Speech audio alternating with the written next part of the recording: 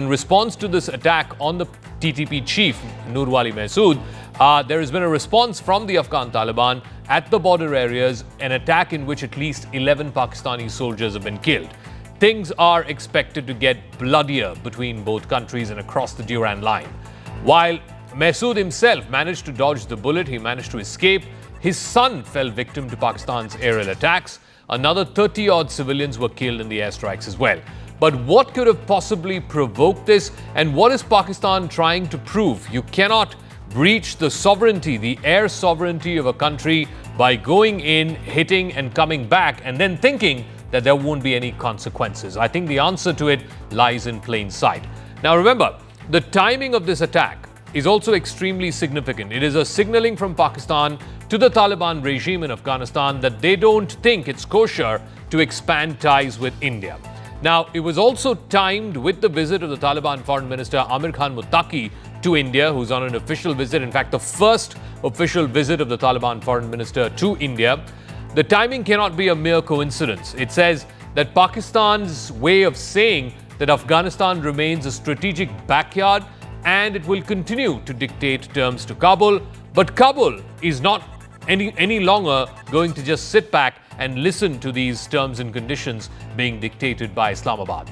Now, what is even more striking, before that, let's play out some of the reactions that have come in, but I'll get to what is even more striking about these attacks and the remarks that preceded it. But first, some reactions that have come. जिस मट्टी में से उनको फायदा मिल रहा है, जिस मुल्क से, जिस सरजमीन से उनको फायदा मिल रहा है, उस मुल्क के साथ दुश्मनी कर रहे हैं। सर, ये अब बर्दाश्त नहीं होगा। ये अब जो हमारे सब्र का पैमाना जो है पाकिस्तान की हुकूमत का, पाकिस्तान की अफवाज का जो है लबरेज हो चुका है। अफगानियों का हौसले नहीं आजमाया, उसको ज़्यादा छेड़ना अगर लोग करता है तो वो एक बार अंग्रेज से पूछे, फिर सोवियत यूनियन से पूछे, फिर अमेरिका से पूछे, फिर नाटो से पूछे, ताकि वो आपको थोड़ा सा समझाए कि भाई अफगानिस्तान के साथ ऐसा खेल करना ये अच्छा नहीं है. Is witness that Pakistan has not really been a friend to anyone, leave alone Afghanistan. With the Taliban, for instance, in fact, it was the creation of the ISI and the deep state of Pakistan way back in the 1970s to take on the Soviet invasion.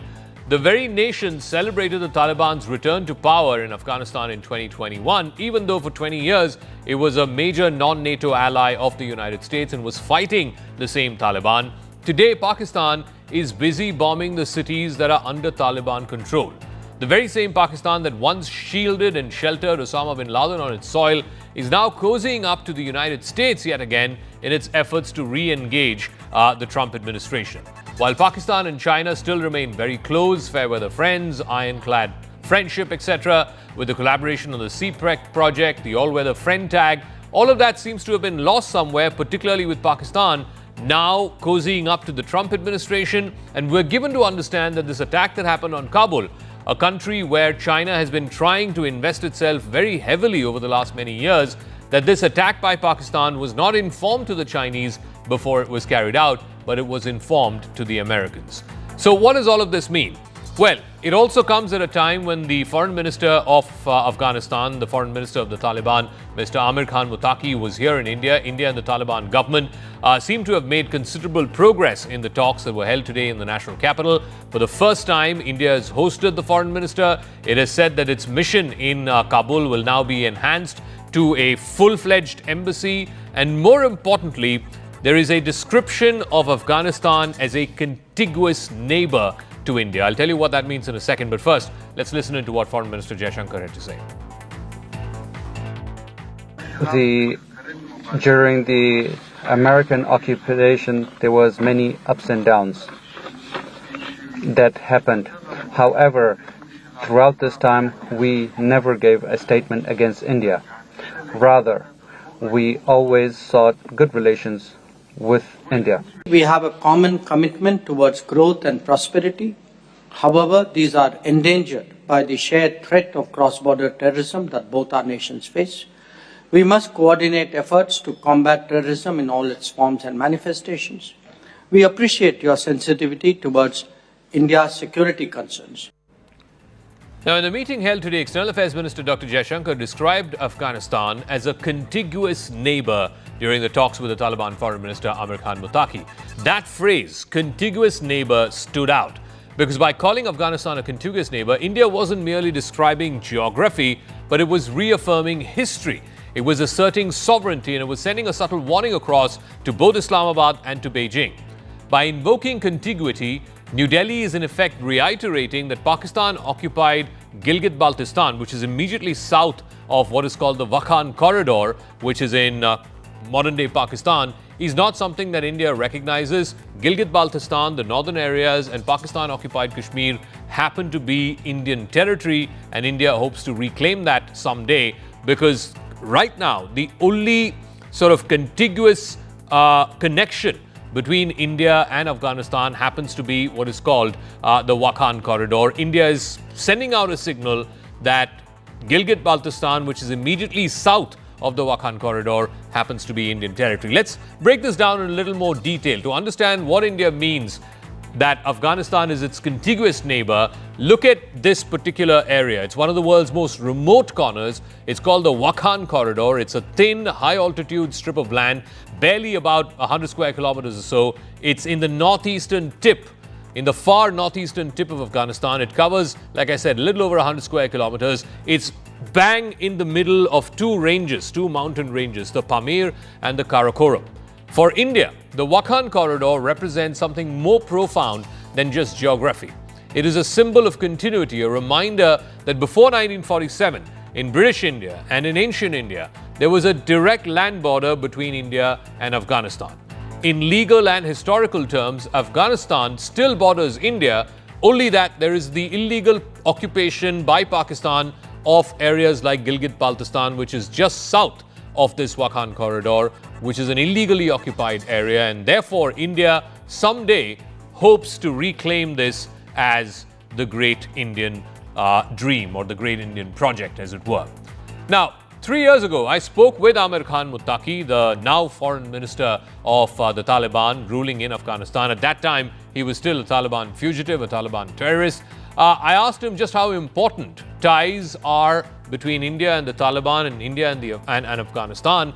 This is what he had to say 3 years ago, and this is just as valid today on a day when he has come to India for his very first visit as the official foreign minister of the Taliban regime in Afghanistan. What are your views and what is your government's position as far as bilateral and diplomatic ties are concerned with India? With India, there has been a long-established relationship between Kabul and New Delhi. What is your government's position now on restarting diplomatic ties with India? Our embassies and consulates are still functional in India and they are cooperating with us. I believe that the relation of Afghanistan with India will be strengthened in the coming future. Their embassy would function in our country and our embassy would function in their country. India and Afghanistan are nearby countries in the region and we should have economic, political, diplomatic relations with each other which would be beneficial to both. What support exactly do you expect from India with regard to the humanitarian aid situation as well as further structural support that your government expects from New Delhi? India is a very big country full of opportunities. We had announced to the whole world to make investment and open embassies and consulates in Afghanistan. Especially India, it had several projects in Afghanistan earlier. India had economic projects. These projects should be resumed and those projects which are left incomplete should be completed and more effort should be put in the development of these projects. How do you view relations between India and Pakistan and more importantly the role of the Islamic Emirate of Afghanistan in that? Secondly, as you're well aware, the biggest problem that India faces is that there are cadre of the Lashkar-e-Taiba, the Jaish-e-Mohammed, other terrorist organizations who are being sent from Pakistan into Kashmir. What is your view on that and what can your government do to ensure that Afghanistan does not become a breeding ground for these elements? As far as Afghanistan is concerned, we had promised and assured the entire world nobody would be allowed to use the Afghan soil against other countries. In future, also no one would be allowed to do that. With respect to the relations between two nations and whether it is good or bad, we are hopeful that all issues should be resolved keeping in mind the benefits of the entire region. We do not want conflict to continue between the countries in the region whose results will be detrimental to Afghanistan. All right, I want to go across to Mr. Dilip Sinha. He's a former diplomat. Thank you very much, Ambassador Sinha, for speaking with us. So I want to divide this into two parts. First, I want to deal with the Pakistan-Afghanistan situation because of this aerial attack that happened. Taliban seems to have retaliated. There was an attack on the border. I think 11 Pakistani soldiers have been killed. Why do you think this is a sort of line in the sand, as it were? Because we haven't seen this kind of aerial attack by the Pakistan Air Force deep inside Afghanistan, in fact, the heart of Kabul, trying to eliminate the head of the TTP, Nur Wali Masood. Thank you for having me. Relations between Pakistan and the TTP, on account of that with Afghan Taliban, have been deteriorating very rapidly over the last several months. Pakistan had hoped that the Afghan Taliban would not give support to TTP and that the two together would be able to crush TTP. But that has not happened. The Taliban in Afghanistan have given shelter to the TTP, and the TTP has been carrying out activities inside Pakistan against Pakistani control over the areas that the TTP wants to clear. And as a result of that, because of the shelter that Afghan Taliban are giving in Afghanistan, relations between Pakistan and Afghanistan have deteriorated very sharply. The TTP's terrorist activities inside Afghanistan have increased considerably, and Pakistan is feeling the pinch of it. And of course, this coincidence of the attack deep inside Afghanistan, as you pointed out, in Kabul itself, coinciding with Muttaqi's visit to Delhi, could be a message to both countries. But quite certainly, it is a very daring attack. There have been earlier attacks by Pakistan Air Force in Afghan territory, but never as deep as in Kabul itself. So this is a very sharp deterioration in their relations. I do want to talk about, the fact that it happened on the very same day that Muttaqi, the foreign minister, was here and hosted by the Indian External Affairs Minister, Dr. Jaishankar. Why do you believe it's not a coincidence and that this was deliberately timed? And two, I also want to talk to you about, what was achieved in today's meeting between the Indian and Taliban foreign ministers. The fact that India has said that it's going to, have a full-fledged embassy in Kabul, the first time India has hosted the foreign minister of the Taliban. What moved in terms of the needle as far as today is concerned? Well, India's relations with the Taliban have been improving slowly over the years. We had made some contact, some official level contact as well. We had provided humanitarian assistance to the Taliban. And the Taliban were very keen to improve relations with India. There has been a certain amount of trade going on through third countries. So when the Taliban approached and wanted Muttaqi to visit India, we felt that it is time to then upgrade the relations. And this has been the main achievement of Muttaqi, that India has now formally decided to upgrade what was called a technical mission into a diplomatic mission. There will not be an ambassador immediately, but there will certainly be a CDA. So now it's become a regular relationship at the diplomatic level between India and Afghanistan. So this is a great achievement for the Taliban regime in Afghanistan. It is no longer just a regime. It's, in our view, a government, an established government of Afghanistan. And this is the main achievement of Muttaqi, apart from the fact that he has a longish stay in India, where he's going to Deoband, he's going to Agra, and he's had a delegation level meeting with the External Affairs Minister. So this is certainly an upgrade in our relations with the Taliban, and a significant one, because the Taliban 1 regime, relations were very bad. In Taliban 2, in the last 4 years, relations have moved very, very cautiously from both sides. Okay. But I think the worsening of relations between Taliban and Pakistan has also played a role in this. I also want to get a quick final word, and I think we can bring back that map of the Wakhan corridor in the context of what was said in the statement that was released after the meeting between the External Affairs Minister and Mr. Muttaqi, the Afghan Foreign Minister, about Afghanistan being a contiguous neighbor. Explain to our viewers why that phrasing is significant and this whole business about the Wakhan corridor, the fact that, towards the east of the corridor, you have China, which is heavily invested in Afghanistan. To the south of the corridor, you have Gilgit-Baltistan, where again, CPEC is passing through Gilgit-Baltistan. There have been all kinds of problems there the locals have had with those projects there. Explain to us the significance of this phraseology and why this Wakhan corridor is important. Well, the Wakhan corridor, as you know, was created late in the 19th century between the British and the Russians in order to keep the two empires separated. And this corridor was given to Afghanistan to keep the British Empire and the Russian Empire separate, but it also enabled Afghanistan to have a common border with the Chinese Empire in Xinjiang. Now, after the partition of India and the creation of Pakistan, when Jammu Kashmir acceded to India, the British scout in Gilgit, in Hunza, got this area to accede to Pakistan. And then, of course, Pakistani forces came in and they occupied Gilgit-Baltistan. And that removed the only common border that we were supposed to get with Afghanistan through the Wakhan corridor. And because of Pakistani occupation of Gilgit-Baltistan, Pakistan gets a direct border with Xinjiang, which is under China, and we lose the direct contact with Afghanistan. So the use of the phrase contiguous neighbor is extremely important because we have been using the phrase that Afghanistan is a neighbor, but that is always said in the context of an extended neighborhood because it doesn't. We don't have a land border with Afghanistan. But this emphasis on contiguous means that we also want to emphasize that Pakistan's occupation of Gilgit-Baltistan is illegitimate, and it is genuinely a part of Jammu and Kashmir, which had acceded to India in 1947. Okay, Dilip Sinha, we'll leave it at that. Thank you very much, sir, for joining us here on CNN News 18 and explaining all of those issues for our viewers. Let's shift focus now. The other big story, the 2025 Nobel Peace Prize has been announced. And no, it is not US President Donald Trump who is the winner of the Peace Prize. In fact, it is the Venezuelan opposition leader, María Corina Machado.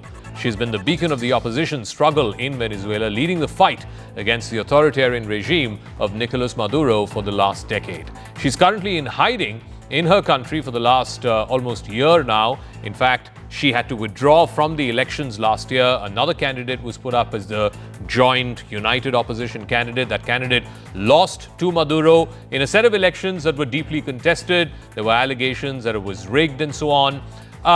The announcement of the Nobel Peace Prize to Ms. Machado comes at a time when the Trump administration is getting ready to bomb Venezuela because of the drug cartel boats that are coming from Venezuela through the South Caribbean Sea into the United States. This has been the Trump administration's policy. They've called these narco-terrorists and narco-terror drug lords. In fact, they've named even Nicolas Maduro as a narco-terrorist. So it's clear that the Trump administration wants to change the regime.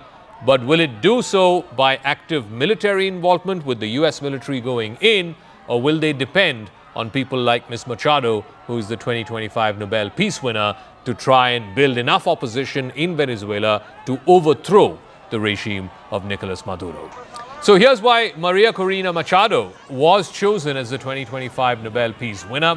Despite facing serious threats to her life and being forced into hiding over the last year under the authoritarian regime of Nicolas Maduro, María Machado has remained very much in Venezuela. She's not exiled herself to the United States or any other country. In fact, there are 8 million Venezuelans who have fled from that country and gone to the United States in the last many years. Machado is a key unifying figure in bringing together Venezuela's fragmented opposition, uniting them around the goal of free and fair elections.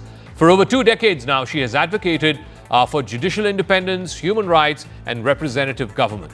She was also honored with the 2024 Sakharov Prize by the European Parliament. And today, the Nobel Peace Committee, which is in Norway, announced that she is the winner of the 2025 Nobel Peace Prize.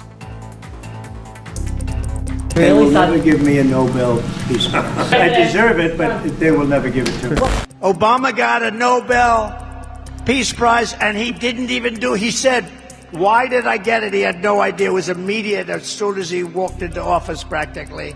He didn't do anything. If you stop Russia and Ukraine, sir, You should be able to get the Nobel.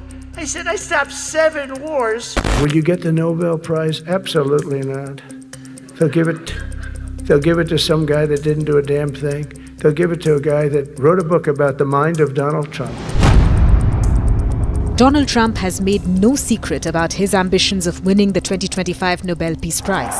After all, in less than 10 months in office, he claimed to have resolved multiple conflicts and is on the cusp of bringing an end to the grueling war in Gaza, an announcement which came days before the Peace Prize was to be announced. Momentous breakthrough in the Middle East, something that people said was never going to be done. We ended the war in Gaza and really, on a much bigger basis, created peace. And I think it's going to be a lasting peace, hopefully an everlasting peace. Peace in the Middle East. But when the Norwegian Nobel Committee finally announced the winner, Trump's hopes were crushed. The Nobel Peace Prize for 2025 goes to a brave and committed champion of peace, to a woman who keeps the flame of democracy burning amidst a growing darkness. The Norwegian Nobel Committee has decided to award the Nobel Peace Prize for 2025 to María Corina Machado. She is receiving the Nobel Peace Prize for her tireless work promoting democratic rights for the people of Venezuela and for her struggle to achieve a just and peaceful transition from dictatorship to democracy. 58-year-old María Corina Machado is a key opposition leader in Venezuela. She ran as the Democratic opposition candidate in Venezuela's 2024 presidential election, but was disqualified by Maduro's government and went on to support the opposition's alternative candidate, Edmundo González Urrutia. While incumbent Maduro won the re-election, the opposition said the results were rigged. Protests erupted, demanding the release of election results by individual polling stations, and Maduro's government responded with a brutal crackdown on opposition protesters and leaders. The Nobel Committee said María Corina Machado has shown that the tools of democracy are also the tools of peace. She embodies the hope of a different future, one where the fundamental rights of citizens are protected and their voices are heard.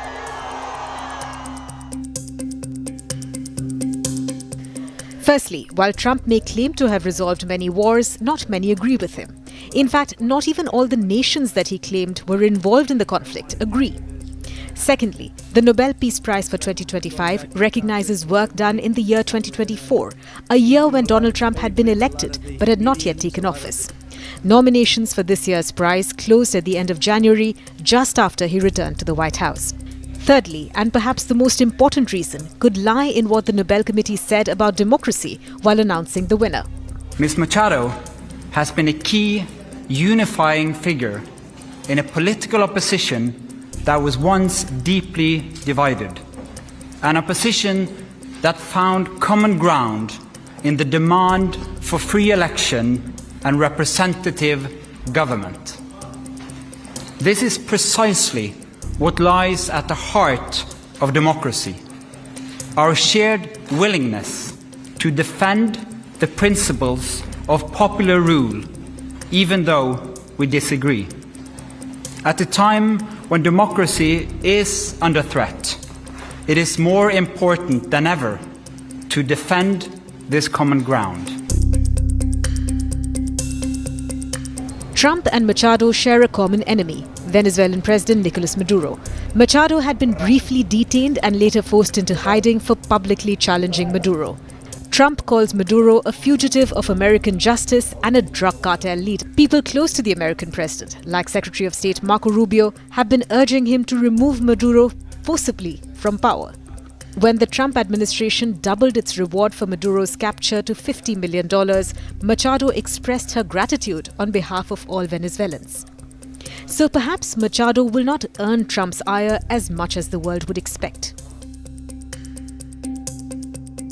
4 of Trump's predecessors have won the award: Barack Obama in 2009, Jimmy Carter in 2002, Woodrow Wilson in 1919 and Theodore Roosevelt in 1906. All but Carter won the award while in office, with Obama named laureate less than 8 months after taking office, the same position that Trump is in now. In the months before the announcement, Trump had actively promoted himself as a global peacemaker. The leadership in Israel, Pakistan, Cambodia had all shared letters of support for Trump. The Nobel Committee prioritizes sustained multilateral efforts over quick diplomatic wins. Trump's efforts have not yet proven to be long-lasting. After all, the Gaza war has only been paused on paper, and Russia's war in Ukraine is still ongoing. Experts say his chances may be boosted in the future if the diplomatic initiatives lead to durable outcomes. Trump has also been seen as an aggressor. He bombed Iran, launched large-scale strikes on Yemen's Houthis, and ordered US forces to strike boats in the Caribbean. He has also threatened to annex Greenland, Canada, and the Panama Canal. So can Donald Trump ever truly be the president of peace, as the White House puts it? The Nobel Peace Prize this year seems primarily about the one who did not win it, which is a pity, because the winner is the very remarkable María leading the opposition from hiding within Venezuela, and that's against the government of President Maduro, who won what many believe was a rigged election in January of this year. And that ought to make her a natural ally of President Trump, who's been running his own fight against Maduro. The difficulty for Trump here is that a decision that was not him was, for that reason, a bad decision. But Trump really was always thought, outside of the White House, that is, an unlikely winner this time. For a start, it's still very early days in this whole Middle East peace process. A lot could still go wrong. The 1994 Peace Prize went to Palestinian leader Yasser Arafat, along with former Israeli Prime Ministers Yitzhak Rabin and Shimon Peres, and we saw how much peace that brought. Also, many of Trump's boasts about wars ended are contested between India and Pakistan, certainly. Whether it was him, Trump then led the peace moves between Congo and Rwanda in June of this year, but fighting continues. And then bombing a nuclear facility in Iran, bombing Venezuelan boats now, with no confirmation still whether it indeed was narco-terrorists on board as claimed. Now, this is not quite the stuff of a CV for a Nobel Peace Award. Some domestic news now. The death toll from the cough syrup-linked deaths have risen now to 25, with alarm bells ringing across the country. The exact cause behind the deaths of these children is the excess amount of DEG, or diethylene glycol. State governments and the centre are now both in a huddle, and they are banning cough syrups left, right and centre. There's also a political slugfest going on between Madhya Pradesh and Tamil Nadu. We'll get to that in a second. But on the investigation front, lab results have now confirmed that the cough syrup Coldriff contained diethylene glycol, DEG, which is a toxic industrial chemical. The level of DEG was found to be 48%, which is far exceeding the permissible limit. A government pediatrician, Dr. Praveen Soni, has been arrested for prescribing this. The owner of Streisand Pharmaceuticals, the company that manufactured Coldriff, the company that's based in Tamil Nadu, he too has been arrested by the special investigation team. Both Madhya Pradesh and Rajasthan have halted the sale of all products from Streisand Pharmaceuticals. The Union Health Ministry has ordered a risk-based inspection of manufacturing units across several states and advised against prescribing certain cough medicines to young children. Meanwhile, after the deaths of more than 20 kids, now there is a full-blown political war of words, a political face-off really, that's erupted between the governments of Madhya Pradesh and Tamil Nadu as both sides continue to trade blame. ये बात सही है कि जहाँ दवाई बनी है, हमारी पुलिस ने आज वहाँ जाके दबोचा भी, लेकिन तमिलनाडु सरकार के द्वारा जिस प्रकार से पूरी सहयोग करना चाहिए, उसमें वो सहयोग नहीं कर रहे हैं। हमारी सरकार किसी को छोड़ने वाली नहीं है। मैं कांग्रेस के मित्रों से कहना चाहता हूँ, वो जो इस पे बात कर रहे हैं, वो जाए ना तमिलनाडु और धरना दे। फैक्ट्री जहाँ से बनी, उन्होंने ड्रग लाइसेंस कैसे दिया, एक बार उसको लाइसेंस दिया था तो वो लाइसेंस दोबारा कैसे रिन्यूअल कर दिया, छोटी सी जगह में इतनी बड़ी फैक्ट्री कैसे बना दी। गवर्नमेंट கோஆபரேட் பண்ணதாலதாமா கைது நடந்திருக்கு. தமிழ்நாடு கவர்மெண்ட் கோஆபரேட் பண்ணலனா அவங்க அந்த உரிமையாளரை கைது பண்ணிருக்க முடியாது. தமிழ்நாடு கவர்மெண்ட் பரிசோதனை பண்ணி உடனடியாக 48 மணி நேரத்தில் கொடுத்த ஆய்வறிக்கையை இது நல்ல மருந்துன்னு சொன்னது மத்திய அரசாங்கம், அது மத்திய பிரதேச அரசாங்கமோ ஒன்றிய அரசாங்கம்னா இது நீங்கள் அங்கே அந்த கவர்மெண்ட்டில் உங்கள் ரிப்போர்ட்டர்ஸை வச்சு அங்கே கேட்க வைங்க. இப்போ அந்த 48 ஹவர்ஸில் அவங்க இந்த மருந்து சரியானது இல்லைன்னு சொன்னாங்களே, நீங்கள் ஏன் இது சரியான மருந்துன்னு சொன்னீங்கன்னு அங்கே கேட்க வைங்க. இது கேட்க வச்சது மட்டும் இல்லை, ஒன்றிய அரசாங்கத்துக்கு நீங்கள் கேட்க வேண்டிய கேள்வி எவ்ரி 3 years ஒன்ஸ் எல்லா ட்ரக் மேனுஃபேக்சரிங் யூனிட்டையும் உங்கள் சென்ட்ரல் டீம் வந்து செக் பண்ணாமே ஏன் பண்ணாமல் இருக்கீங்கன்ற கேள்விகளை நீங்கள் அங்கே முன்வைங்க. But here's what has turned heads. A report released by the Comptroller and Auditor General in December of 2024, which had already warned of significant gaps in the manufacturing of these cough syrups. The CAG's performance audit report, which reviewed the state's public health infrastructure and management, the report warned of serious lapses in drug inspections and testing in the state of Tamil Nadu. It pointed to consistent failures in meeting drug inspection targets. In fact, in 2016-2017, Tamil Nadu was supposed to conduct over 1 lakh drug inspections, but in the end, only about 66,000 were completed. That's a shortfall of about 30%. At that time, of course, Ms. Jayalalitha was ruling the state of Tamil Nadu. 3 years later, the situation became worse. In 2019-20, the shortfall hit 40%, and by 2020-2021, it stood at 38%. So the CAG report has brought to the fore some glaring lapses and a question: could these deaths have been avoided? And who is responsible for the deaths of more than 20 innocent kids? Let's move on to other elements that we are tracking here on Brass Tacks tonight. The Zubeen Garg death investigation continues to get murkier by every day. In fact, in the latest development, 2 security personnel who were personal security officers of the late singer have been arrested in connection with his death in Singapore last month. Nandeshwar Bora and Prabeen Vaishya both were deputed by the government of Assam as part of Zubeen Garg's security detail. They were suspended by the Assam police earlier this week after multiple rounds of questioning.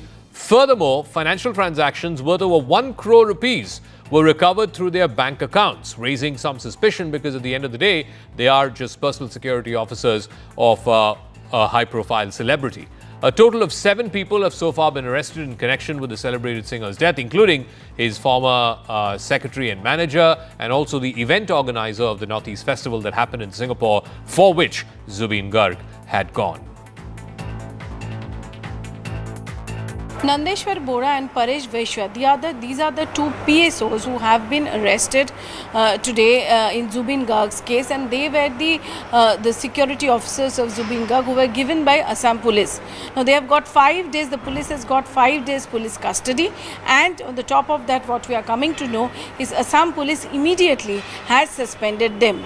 Now the big question is why these PSOs were arrested. Till now there are 7 arrests in this entire case. What we are coming to know from our sources that in Zubeen Garg's death there is some financial mystery attached to it. That means if it's a conspiracy, and this is the line in which the police investigation is on, that it might be a murder since murder case has been attached in this FIR. So there was a financial dispute, there were some financial problems, or there was somebody who tried to put Zubeen in problem, or somebody, because Zubeen had earned huge money for long years and he is a superstar, national superstar. So who used to keep his money? What the police sources are telling us that there has been a good number of transactions in these 2 accounts. Now the amount of salary which these PSOs, these 2 security guards they used to get is not that much as what the transaction in their account is.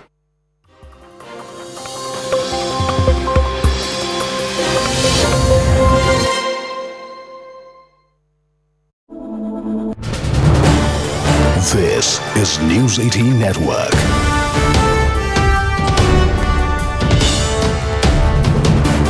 India's largest news network. Joined by an expert, Ashok Sharjnaj is here with us, former diplomat. So your first reaction, like Siddhant and I were discussing, it looks like India has come a long way from its engagement with Taliban 1 to Taliban 2.2. No, absolutely. I very warmly welcome this development. I applaud the Government of India. I applaud the Ministry of External Affairs for the decision that has been taken. I think we have been moving very carefully, very cautiously, but very determinedly in a positive direction. I think this is the culmination for the time being. You know, it comes just short of the diplomatic recognition, but we are going to formally open an embassy. There will, as I understand, there will be no diplomatic recognition at this stage, but we will appoint a senior diplomat as the charge d'affaires there.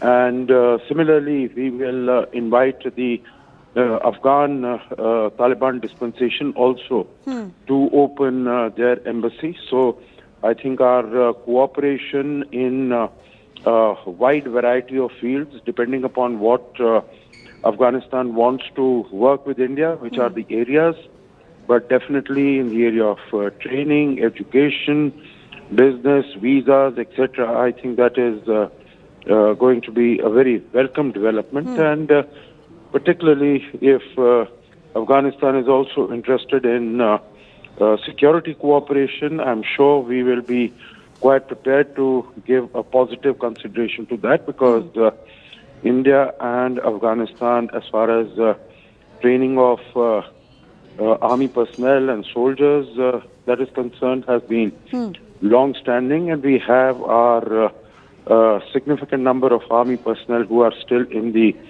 Taliban forces. Right. So all in all, a very welcome development. Okay. And the government needs to be applauded for that. So do you see this decision of Government of India only from the security prism, given the reality of a hostile neighbor in Pakistan, Afghanistan, and having a good relationship with whoever is in charge of Afghanistan is something that we need geostrategically? Is that only the reason, or there could be other factors as well? One being that India is heavily invested in infrastructure development of Afghanistan, and there's a need to protect those as well. Well, you see, I think it is not only security. Security is a major element. Security is a very significant element, but I think there are elements beyond that also, because we need to recognize that India and Afghan, at the level of people, they have had very old, ancient, historical, civilizational links with each other. And you would recall that even after, Taliban came to power, and there was no, at that time we were very, very uncertain. There were no informal contacts even with the Taliban at that time. But we sent the 50,000 tons of wheat to them. We sent the large quantities of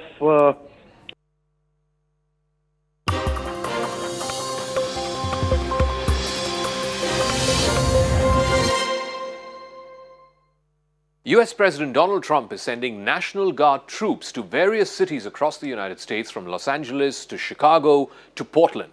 Now, this decision is politically and legally fraught. In fact, in many of these cases, federal judges have ruled that President Trump does not have the powers to make the military do police duty. But Trump is using a 200-year-old Insurrection Act to justify his move. But the real reason is political. Many of these cities are run by Democrats. Here's why this is becoming America's ultimate showdown in 2025. Okay, hello. It's a healthy, attractive-looking group of people. US President Donald Trump's plan to send federal troops and National Guard units into several major American cities has ignited a fierce national debate. It is a debate that sits at the intersection of law, politics, and the fragile norms of American federalism. The move, which has been defended by the White House, is an effort to restore law and order in cities that it claims are overrun by crime. But at the other end, it is being denounced by governors and mayors across the country. They see this as a constitutional overreach which threatens to militarize domestic politics. Beneath the legal wrangling, there is a deeper political play. It's a test of how far a populist president like Trump can go in asserting control over America's urban centers. Most of these cities, from Chicago to Los Angeles, are all governed by Democrats. Trump has framed the deployment of the military as a matter of necessity. In speeches and in his social media posts, Trump has portrayed these Democrat-run cities, whether it's Chicago, Portland, Los Angeles, and even Philadelphia, as symbols of decline. Trump argues that these are places where liberal governance has failed and crime rates have surged. The language that Trump uses evokes the same rhetoric of American carnage which powered his first presidential campaign, and it still resonates with his base. To his supporters, deploying troops signals strength, resolve, and a refusal to let woke city leaders dictate terms to Washington. It is about making America's cities great again. So when you look at Chicago, they've had probably 50 murders in the last 6 or 7 months, 8 months. Many, many people shot, like 30, 40, 50 people shot. Didn't die, but they've been shot. It's like a war zone. And then I listen to the governor and the mayor get up and say how they have it under control. They don't. It's probably worse than almost any city in the world. You could go to Afghanistan. You can go to a lot of different places, and they probably marvel at how much crime we have. But critics see something else entirely. They view the military deployments as a political stunt, an effort to manufacture a crisis and then project the image of a wartime president. The targets, too, are telling. Almost all of these are Democratic strongholds. They are home to governors and mayors who have openly defied Trump on immigration and policing and crime. By sending troops into these cities, whether it's Los Angeles or Chicago, Trump is not just challenging the competence of these Democrats, he's challenging their legitimacy.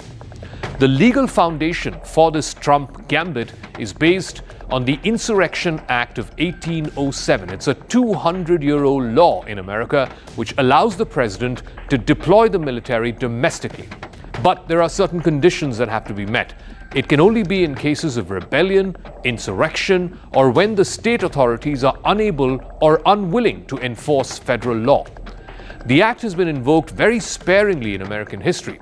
Dwight Eisenhower and John F. Kennedy used it to enforce desegregation orders in the South of America. Once it was used by Lyndon Johnson during the urban riots in the 1960s, and most recently it was used in Los Angeles during the 1992 Los Angeles riots. But even that was over 30 years ago. Each invocation of the Insurrection Act came with genuine breakdowns of public order. Trump, on the other hand, is using the Insurrection Act, and it appears to be more preventive rather than reactive. The President is using his authority as Commander-in-Chief, U.S. Code 12406, which clearly states that the President has the right to call up the National Guard in cases where he deems it's appropriate. And if you look at what has happened in Portland, Oregon, for more than 100 nights, I was talking to our law enforcement team about it this morning, for more than 100 days, night after night after night, the ICE facility has been really under siege by these anarchists outside. They have been disrespecting law enforcement. They've been inciting violence. We saw, again, a guillotine rolled out in front of this federal building. And so the president wants to ensure that our federal buildings and our assets are protected.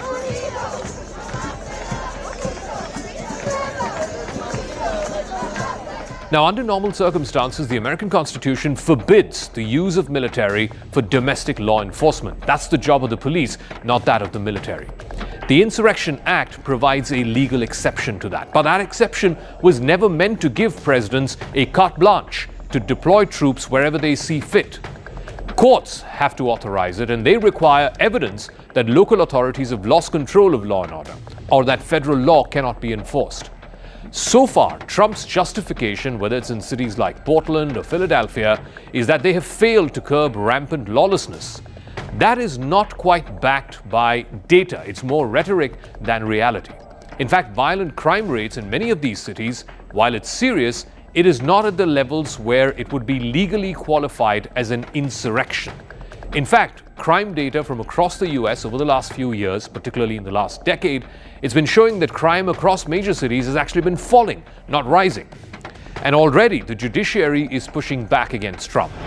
Federal judges from Los Angeles to Portland have all issued injunctions against the deployment of troops, rulings that the administration have challenged in appeals courts. In Los Angeles, for example, a federal court found that the US Marines were performing police functions under a presidential order. They found it a clear breach of the law. Legal challenges also exist in Illinois, Pennsylvania, and New York. In fact, these rulings underscore the tension between the executive and the judiciary. Politically, though, Trump may not be aiming for court victories.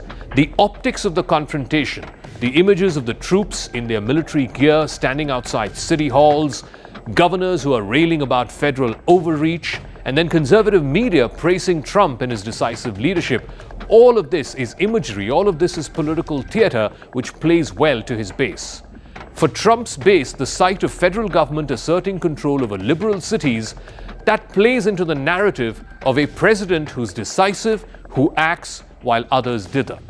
It transforms abstract debates about federalism into a more vivid, televised battle between law and order. I refuse to let Donald Trump, Kristi Noem, and Gregory Bovino continue on this march toward autocracy. Their plan all along has been to cause chaos, and then they can use that chaos to consolidate Donald Trump's power.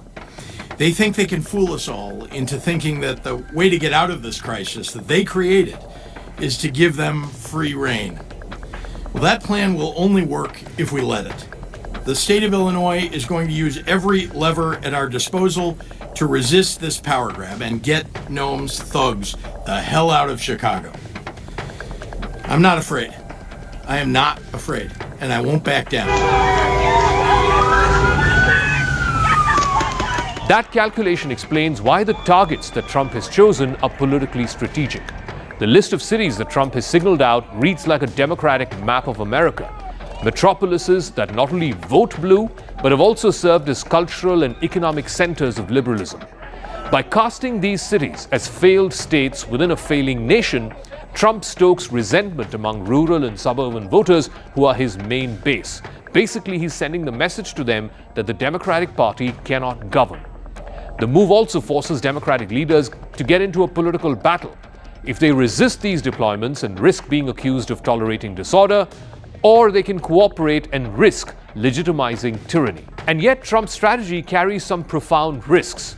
The use of military force on American soil can quickly backfire. The sight of armed troops in American streets may even unsettle some of Trump's supporters. They are clearly not backers of martial law.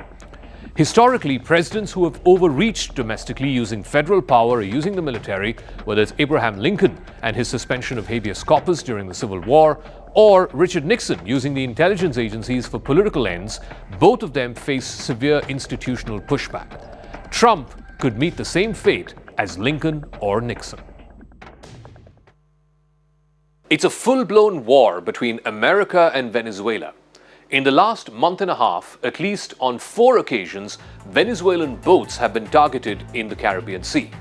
These are alleged to be drug boats that were carrying drugs into America.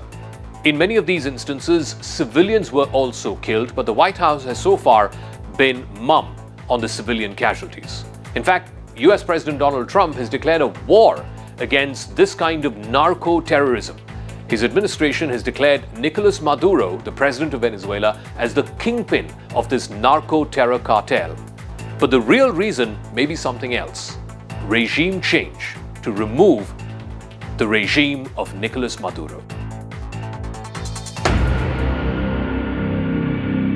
The push by US President Donald Trump to remove Nicolas Maduro as the leader of Venezuela has intensified. Trump administration officials are discussing a broad campaign that would escalate military pressure to try and force Maduro out of office. The effort is being led by Marco Rubio, who is the Secretary of State and the National Security Advisor.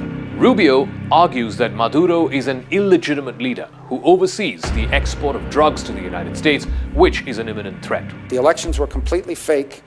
They leverage migration against us to get those concessions, and now they have these general licenses where companies like Chevron are actually providing billions of dollars of money into the regime's coffers, and the regime kept none of the promises that they made. So all that needs to be re-explored, because in Venezuela, you have the Russian presence, you have a very strong Iranian presence. The Iranians, in fact, are exploring, or in fact are beginning to build drone factories for the manufacture of Iranian drones in our own hemisphere. Not to mention the long practice of the Venezuelan regime of providing real but illegitimate passports to operatives for Hezbollah in our own hemisphere. Now, in recent weeks, the US military has launched lethal attacks on civilian boats that the administration said was smuggling drugs for Venezuelan gangs. The Pentagon has built up a force of more than 6,500 troops in the region. It has also sent 3 stealth frigates to the waters off the coast of Venezuela. The US military has been planning potential military operations targeting drug trafficking suspects inside Venezuela as the next phase of their operations. Those operations would be aimed at interfering with drug production and trafficking inside Venezuela, and more importantly, also in tightening the noose around Nicolas Maduro. There seems to be a justification in going after Maduro. Trump officials say that Maduro sits on top of Venezuela's drug cartel network. So they argue that removing him from power is ultimately a counter-narcotics operation and not a regime change operation. But that may just be a smokescreen. President Trump has called off all efforts to reach a diplomatic agreement with Venezuela. That now paves the way for a potential military escalation, both against the drug traffickers and ultimately against the government of Nicolas Maduro. Richard Grenell, who's a special presidential envoy and who had been leading the negotiations with Maduro, as well as other top Venezuelan officials, he has now been told to stop his work. In fact, a meeting happened last week with senior military leaders, after which Trump instructed Grenell to stop all diplomatic outreach with Venezuela. Trump has grown frustrated with Maduro's failure to accede to America's demands to give up power voluntarily and the continued insistence by Venezuelan officials that they have no part in drug trafficking. Back in July, Trump had signed a secret order directing the US military to use force against drug cartels. Trump's administration has labeled these cartel members as narco-terrorists. The Pentagon began building up a large naval force in the Caribbean Sea. Then came the US military strikes against the civilian boats off the coast of Venezuela. In recent weeks, the Navy has supported our mission to blow the cartel terrorists the hell out of the water. You see that? And you know, there are no boats in the water anymore. You can't find any. We're having a hard time finding them. Trump has announced 3 such operations in international waters since the beginning of September, in which at least 17 people have been killed. None of this was done after presenting a legal basis for the attacks. Last week, there was a 4th attack on a so-called drug boat. Again, it is suspected that civilians were killed, but the White House has been mum. The US Navy has deployed amphibious vessels, ships loaded with guided missile systems, and a nuclear-powered submarine to the waters off the coast of Venezuela. It's also sent as many as 10 F-35 stealth fighter jets to Puerto Rico. Last month, Nicolas Maduro wrote a letter to Donald Trump denying his country was trafficking drugs. He also offered to conduct further negotiations with the United States through Richard Grenell, who was Trump's special envoy. But now Trump has called off that effort. He prefers a more military approach. Now, just to be clear, Venezuela is not one of America's main illicit drug suppliers. Venezuela accounts for very little of the cocaine that enters the United States, and it almost plays zero role in the fentanyl trade that happens in the US, and this is data provided by Trump's own Drug Enforcement Administration, or the DEA. That has not prevented the Trump administration from slapping a $50 million bounty on Maduro's head. The regime in Caracas is certainly not entirely without blame either. Maduro is a dictator. He has facilitated illicit commerce in gold, money laundering, arms, and even drugs. He has brutally repressed the entire political opposition in the country. He has crushed civil rights and democratic institutions, and he has presided over one of the world's worst economic catastrophes. Roughly 8 million people have fled Venezuela since Maduro came to power more than 10 years ago. But that may not be the real reason for the massive troop buildup and confrontation with Venezuelan boats. The real reason for the armed buildup and the attacks is to send a message to Maduro and his supporters that your days are numbered. Trump is hoping that there will be enough Venezuelan opposition which will build up a force that will eventually oust Maduro out of office. Otherwise, American troops will have no choice but to go in.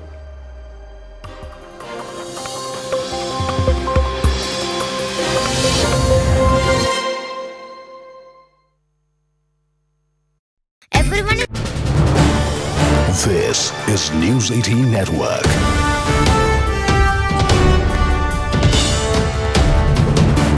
India's largest news network. Joined by an expert, Ashok Sharjnaj is here with us, former diplomat. So your first reaction, like Siddhant and I were discussing, it looks like India has come a long way from its engagement with Taliban 1 to Taliban 2.0.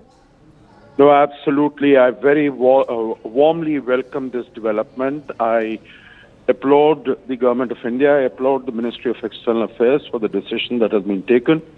I think we have been moving very carefully, very cautiously, but very determinedly in a positive direction. I think this is the culmination for the time being. It comes just short of the diplomatic recognition, but we are going to formally open an embassy. There will, as I understand, there will be no diplomatic recognition at this stage, but we will appoint a senior diplomat as the charge d'affaires there.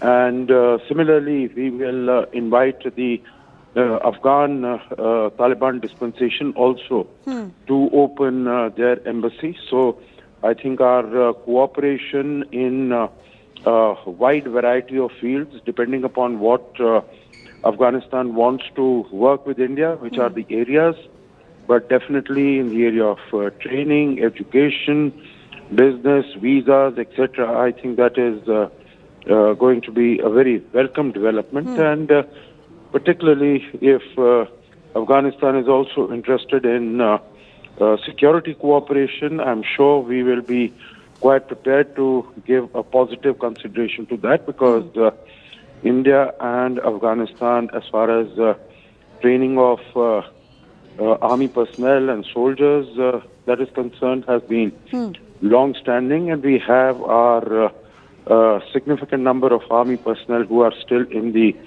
Taliban forces. Right. So all in all, a very welcome development. Okay. And the government needs to be applauded for that. So do you see this decision of Government of India only from the security prism, given the reality of a hostile neighbor in Pakistan, Afghanistan, and having a good relationship with whoever is in charge of Afghanistan is something that we need geostrategically? Is that only the reason, or there could be other factors as well? One being that India is heavily invested in infrastructure development of Afghanistan, and there's a need to protect those as well.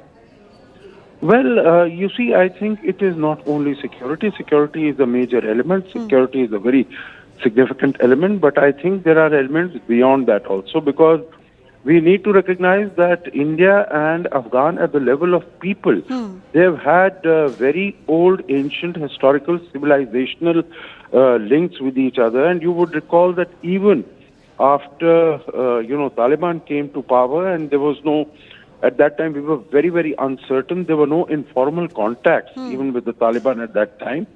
But we sent the 50,000 tons of wheat to them. We sent the large quantities of medicines, of vaccines, etc. So many things we sent basically because, and we made it very clear that it was for the people of Afghanistan. So I think at the people-to-people level, we have very strong linkages, and we want to nurture them. But then, sir, I mean, once again, to bring back to the security question, IC-814 unfolded in...